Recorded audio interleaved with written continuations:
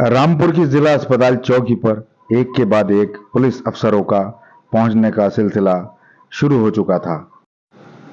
SP Vidyasagar Mishra और additional SP Atul Srivastava के अलावा अन्य पुलिस फोर्स भी यहां पर पहुंच चुकी थी।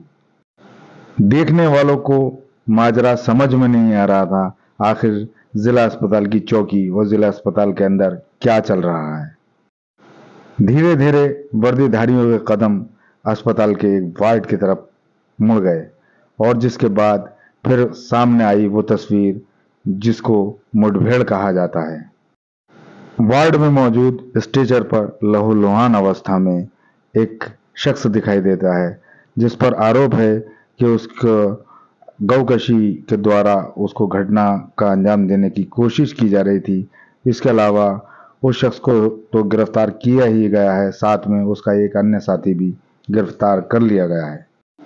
कुछ देर के बाद गाड़ियों का काफिला तेजी के साथ रवाना हुआ। फिर खुलासा हुआ कि मिलक थाना क्षेत्र में गौकशों के साथ पुलिस की मुठभेड़ हुई है और इसका ही एक ये आरोपी है। रात में थाना मिलक क्षेत्र में हमारी पुलिस चेकिंग और में लगी हुई थी। उसी समय एक मोटरसाइकिल पर दो व्यक्ति आते हुए दिखे।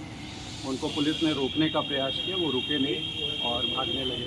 पुलिस ने संदेह के आधार पर पीछा किया तो उन्होंने पुलिस पार्टी पर जान से मारने की नीयत से फायर किया।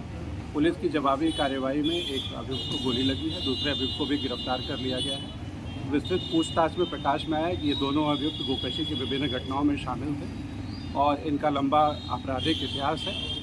ये अभी 3-4 दिन पहले मिलक में गोकशी की घटना हुई थी, उस घटना को भी इन्होंने कारित किया था। विस्तृत पूछताछ की जा रही है और पूछताछ में अन्य जो भी तथ्य प्रकाश में आएंगे उनके आधार पर आगे भी कार्रवाई। इनके पास से क्या क्या बरामद हुआ? इनके पास से मोटरसाइकिल बरामद हुई है, तमंचे बरामद हुए हैं और गोकशी के काफ़ी उपकरण भी बरामद। कितने लोग थे कुल और कितने गिरफ्तार? ये 2 व्यक्ति थे, दोनों को गिरफ्तार कर लिया गया है। एक के गोली लगी है और दूसरे व्यक्ति को किसी घटना को अंजाम देने जा रहे हैं।